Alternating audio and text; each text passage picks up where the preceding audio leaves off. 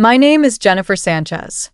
I'm 38, and for 17 years, I was the invisible glue holding my family's business together, until a single voicemail tore it all apart. I was sitting in my Atlanta apartment, coffee gone cold in my favorite mug, when my phone buzzed on the counter. It was one of those moments where you know something's off before you even hear the words. My mother's voice came through, sharp and polished, like she was reading a press release. Hi. We've made a decision. Sanchez Metals is restructuring, effective immediately. You're no longer part of the business. You'll hear from our attorney. Then nothing. Just silence. Not Jennifer. Not thank you.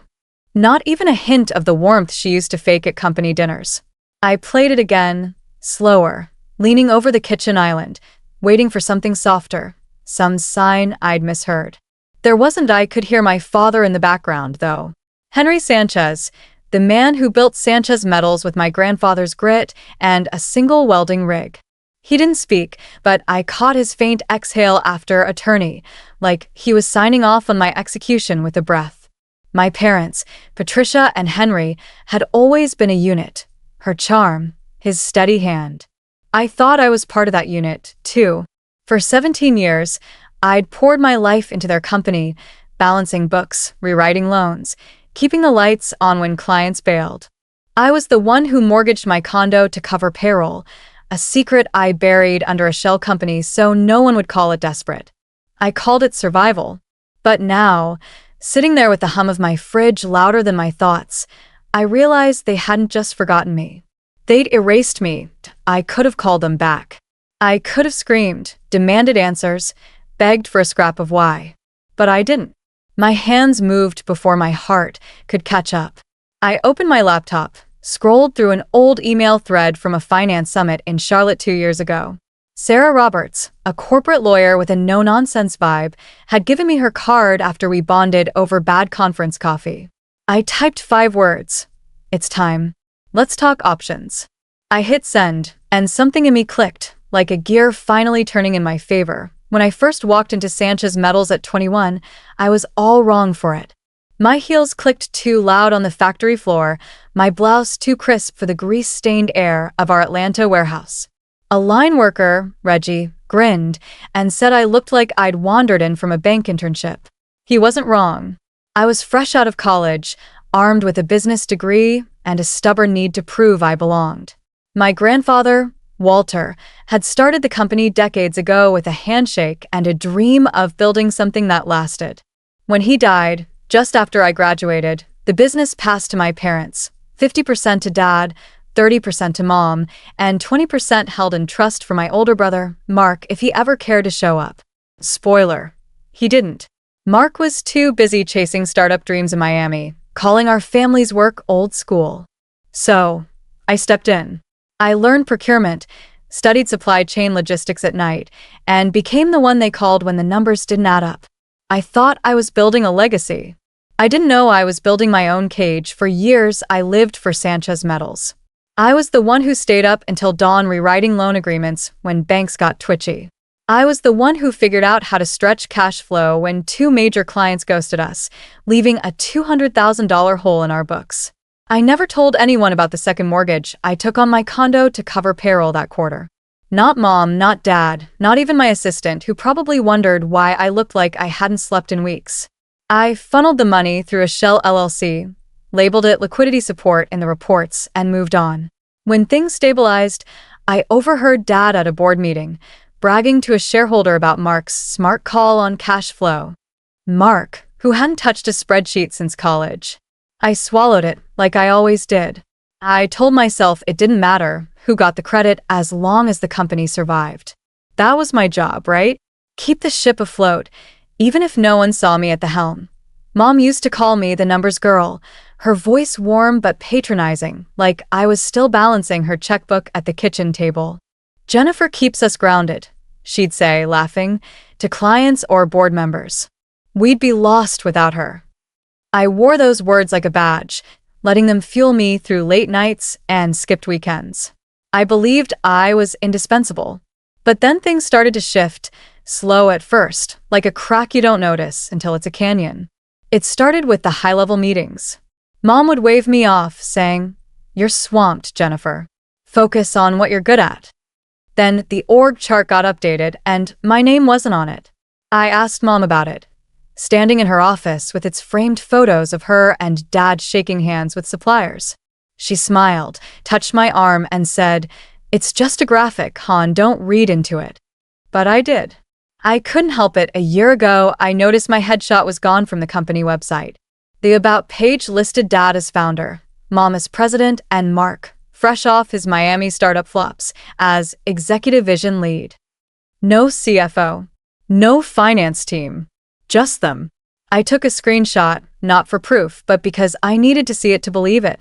I'd become the ghost in the machine, the gear no one noticed until it stopped turning. Still, I stayed. I told myself it was loyalty, that family meant holding on, that one day they'd see me again, the way they did when I was 12, balancing Mom's books while she beamed with pride. I was wrong. The erasure wasn't loud. It wasn't a fight or a formal firing.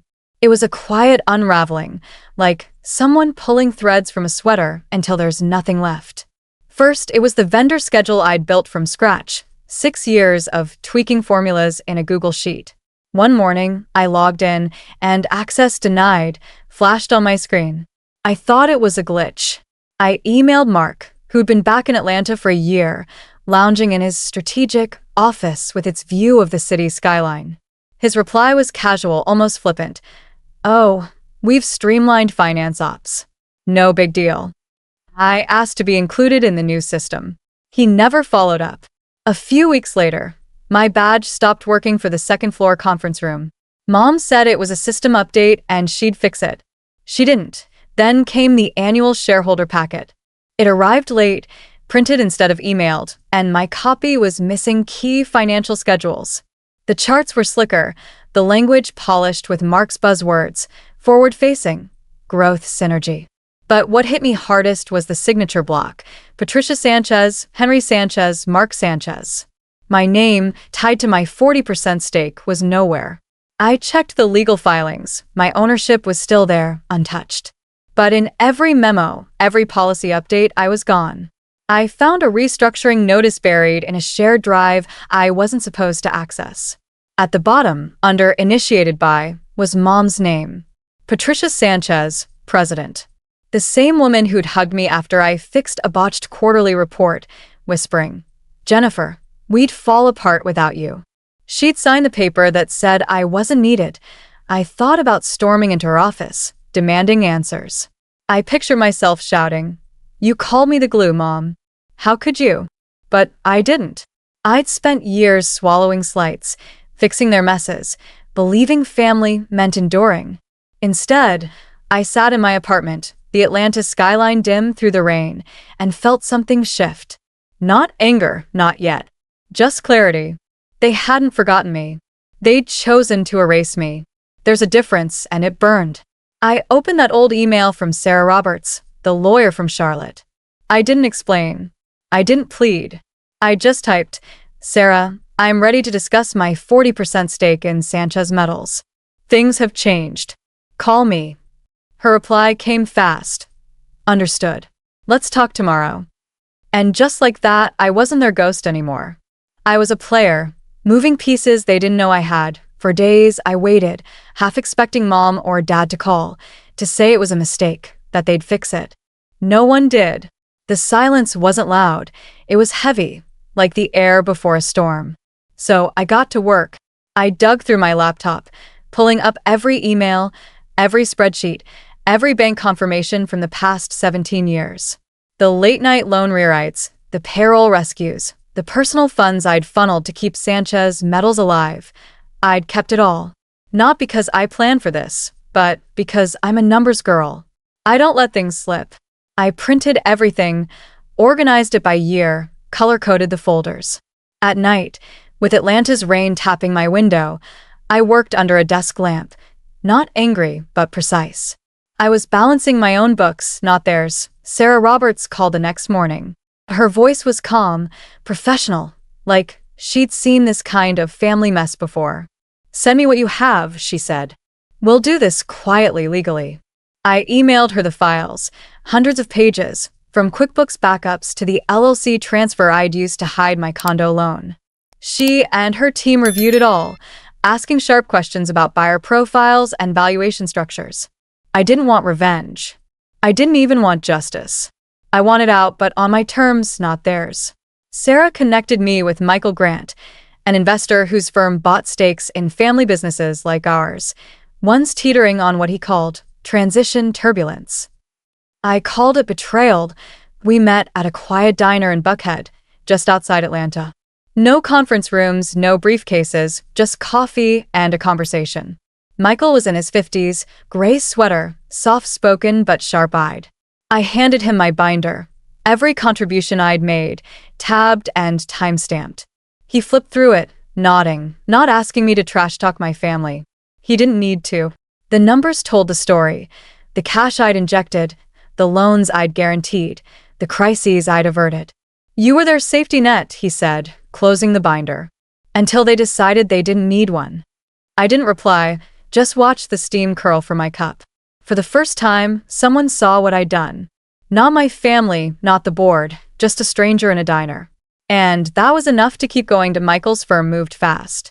They ran their own diligence, pulling board minutes, contracts, even equipment leases, most of it public or accessible because of my 40% stake. What they found wasn't pretty. A line item labeled strategic growth tied back to a failed warehouse expansion in Florida, a pet project Mark had pushed and Mom had backed. Over $700,000 in losses, buried in vague budgets. Another report flagged payments to a marketing firm with no office, no website, just a P.O. box. A favor, maybe, or something shadier.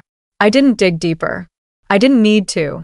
My binder had done the talking point. 2 weeks later, we signed the deal in a small Atlanta office.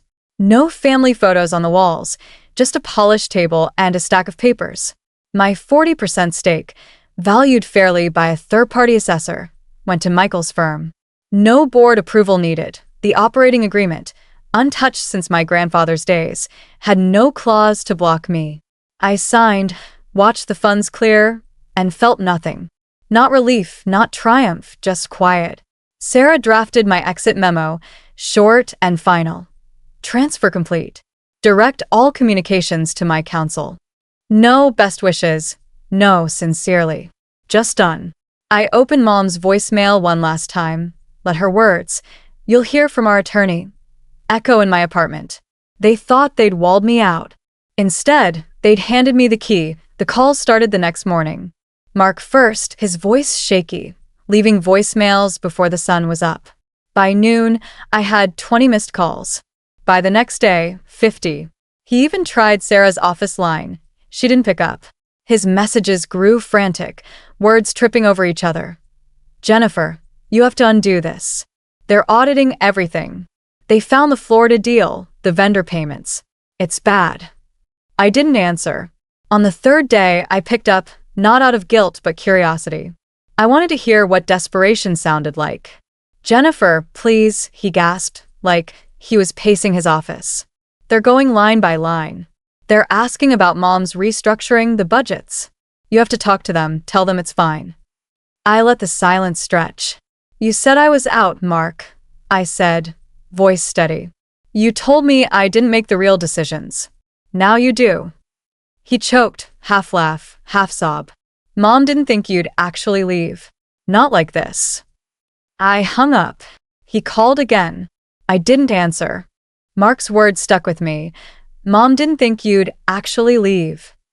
For a moment, I saw us as kids, sneaking ice cream from the factory break room, giggling like we shared a secret. But that was gone, replaced by a man who thought I'd begged to stay in a place that didn't want me. He was wrong. I'd spent 17 years fighting for Sanchez medals, thinking family meant sacrifice. I thought if I worked hard enough, they'd see me, not just as the numbers girl, but as the one who kept their dream alive. They didn't.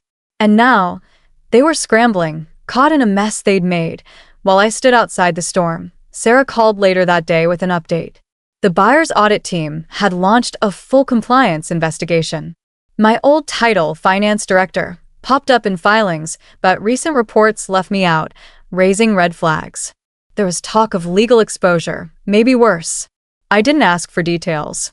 I didn't need them. The company I'd saved was unraveling, and I wasn't the one holding the thread anymore. Mom emailed a few days later, one line. "Can we meet Jennifer?" Just us, no lawyers. No apology, no explanation. I stared at the words, picturing her in her office, surrounded by photos of deals I'd made possible. I didn't reply. I printed the email, tucked it into a folder labeled after, and moved on. I expected to feel something, anger, grief, maybe regret. But it didn't come. Instead, there was space. My mornings weren't filled with crisis calls or last-minute budget fixes. I stopped waking up with my jaw tight, stopped checking my phone every 5 minutes.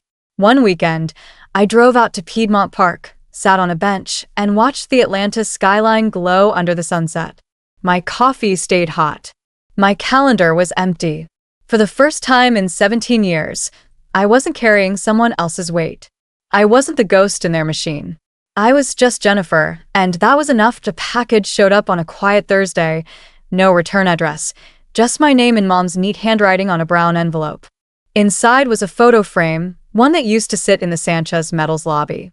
It showed the four of us, Dad, Mom, Mark, and me, standing in front of the old Atlanta warehouse, smiling like we'd built something unbreakable. Back then, I thought we had. But now I noticed the frame's chipped corner, a thin crack slicing across my face in the glass. Not broken, just worn, like I'd been rubbed out by time itself. I didn't hang it up. I didn't even set it on my desk. I slid it into a drawer, closed it softly, and felt the last piece of Sanchez Metals slip away. Mark stopped calling after the audit went public in Atlanta's business circles. Mom's emails kept coming, once a week, always polite. Always signed Love, Mom. Dad never reached out. I forwarded everything to Sarah's office, where her paralegal sent canned replies. I didn't read them. Letting go wasn't loud. It was quiet, like a door you don't realize you've locked until you try to go back. I didn't need to block them. I didn't need to fight. I'd already walked away, I in the stillness. I found something new. Not anger, not vengeance, but breathing room. I started noticing things I'd missed for years. The way sunlight hit my apartment's hardwood floors, the taste of coffee I didn't have to gulp down between emails. I took a weekend trip to Savannah, walked the cobblestone streets, and didn't check my phone once. I wasn't fixing anyone's mess. I wasn't proving my worth. I was just living, and it felt like waking up after a 17-year sleep. They didn't cut me out because I was weak. They cut me out because I was too strong, because I held Sanchez Metals together when they couldn't, and they couldn't stand that I knew it. They thought erasing me would keep things tidy, keep their story clean. But being erased doesn't make you disappear. It makes you untouchable. I wasn't the one scrambling now, trying to explain bad deals or fake vendors.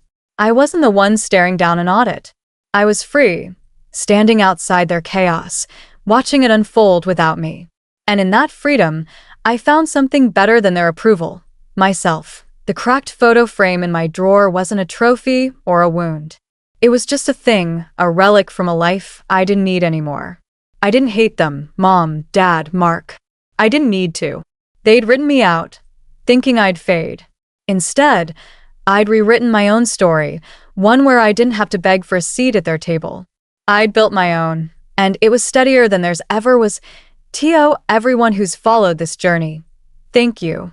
You've walked with me through betrayal, silence, and the kind of strength that grows in the quiet. If this story hit you, maybe because you've been erased, overlooked, or pushed out for being too good at holding things together, leave a comment, share your truth.